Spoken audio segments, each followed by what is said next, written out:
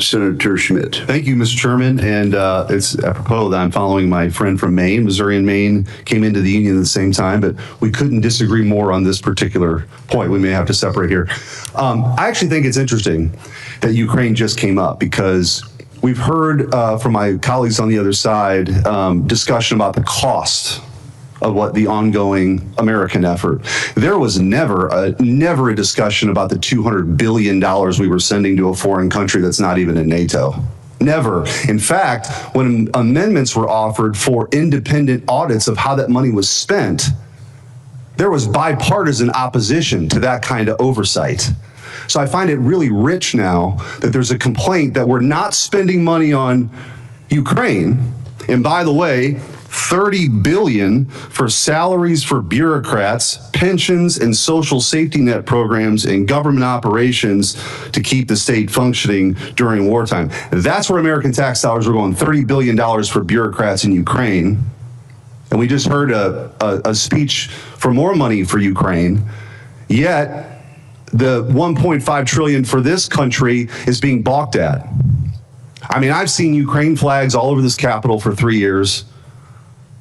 At the same time, the same people call the President of the United States of this country a Nazi. So forgive me if I feel like we've lost our bearings a little bit.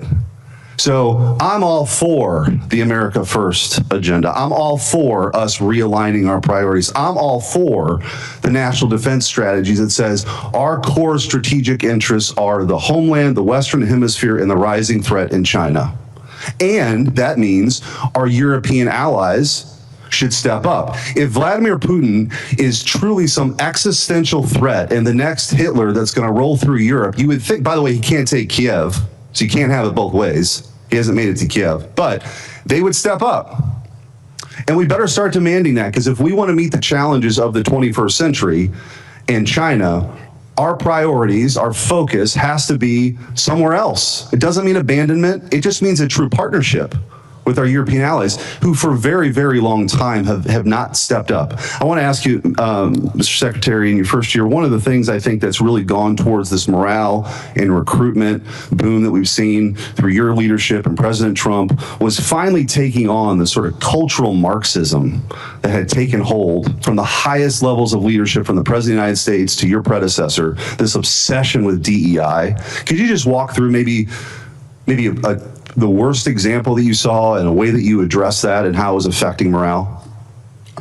Well, thank you, Senator. First of all, I want to fully associate myself with the first 2.5 minutes of your comments, and I appreciate that perspective very much so. I would note $30 billion for bureaucrats in Ukraine is more than the bill that we've talked about today for a existential and critically important war to ensure that Iran doesn't get a nuclear weapon. That's worth noting. I haven't talked about it as much in these hearings because this is a budget hearing about $1.5 trillion that's historic and significant.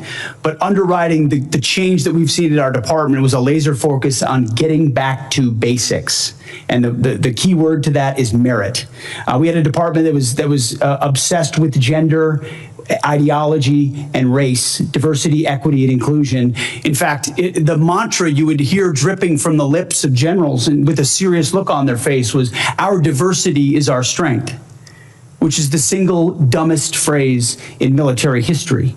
Of course, our diversity is not our strength. Our unity is our strength, our shared purpose, the flag we wear, and the Constitution we serve to defend. And when you clear that debris away, whether it's Marxist ideologies or social engineering or political correctness or quotas based on gender and diversity, you get the best of the best rising up, regardless of gender, regardless of race, motivated by that environment where merit reigns. It's accountability, standards, lethality, readiness, training, all the debris wiped away. That is the secret sauce of the revival of the War Department, and why Americans are attracted to serving in it, and why those inside it, why morale is sky high. And any insinuation that it is not are coming from folks who haven't been in our units recently. Go visit the the troops at every level, and their morale is at record And level. I want to talk about morale with the 15 seconds that I have left. I want to thank you for coming to St. Louis for your Arsenal of Freedom tour, where the next generation aircraft, the F-47, is being built by the hardworking men and women in Missouri who take a tremendous amount of pride